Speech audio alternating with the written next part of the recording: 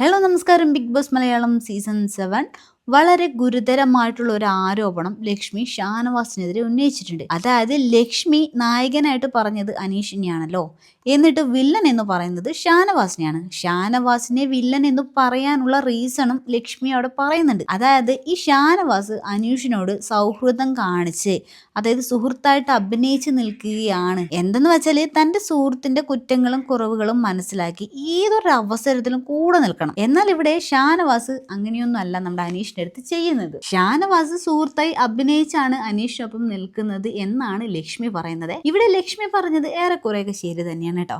പക്ഷേ ഷാനവാസ് മാത്രമല്ല, നമ്മുടെ അനീഷും സൗഹൃദം നടിച്ചാണ് ഇവിടെ നിൽക്കുന്നത്. ഇവിടെ അങ്ങനെ ഒരു കട്ട ചങ്കൊന്നും അല്ല നമ്മുടെ ഷാനവാസും അനീഷും. അത് കാണുന്ന പ്രേക്ഷകർക്ക് വ്യക്തമായിട്ട് തന്നെ മനസ്സിലാകും. ഷാനവാസും അനീഷും ശരിക്കും രണ്ടുപേരും നന്നായിട്ട് ഗെയിം കളിക്കുകയാണ് ചെയ്യുന്നത്. അനീഷ് ഷാനവാസിന് മരുന്നെടുത്ത് കൊടുക്കുന്നതും മടി കൂടും പിടിയിൽ കയറി നിൽക്കുന്നതൊക്കെ നമ്മളെല്ലാവരും കാണുന്നതാണ്. പക്ഷേ അതൊക്കെ ഒരു ഗെയിം തന്നെയാണ്. അതുപോലെയാണ് ഷാനവാസ് അനീഷിന്റെ കൂടെ എന്താ പറയാ, എന്റെ ചങ്ങാതി മിത്രം എന്നൊക്കെ പറഞ്ഞ് നടക്കുന്നതൊക്കെ വെറും ഗെയിമാണ്. ഇവിടെ ബിഗ് ബോസും ലാലേട്ടനും ഒക്കെ ഒന്ന് ബൂസ്റ്റ് ചെയ്ത് വിട്ടായിരുന്നല്ലോ. ആ സമയത്ത് കട്ട ഫ്രണ്ട്സ് ആയിട്ടൊക്കെ ഇവർ നടന്നു എങ്കിലും ഉള്ളിൽ സത്യം പറഞ്ഞ ഇവർക്ക് ഒരു ആത്മാർത്ഥതയില്ല കേട്ടോ. നമ്മുടെ ബിഗ് ബോസ് വീടിനകത്താണ്, ഇനിയിപ്പോ പുറത്തെങ്ങനെയാണെന്ന് അറിയത്തില്ല.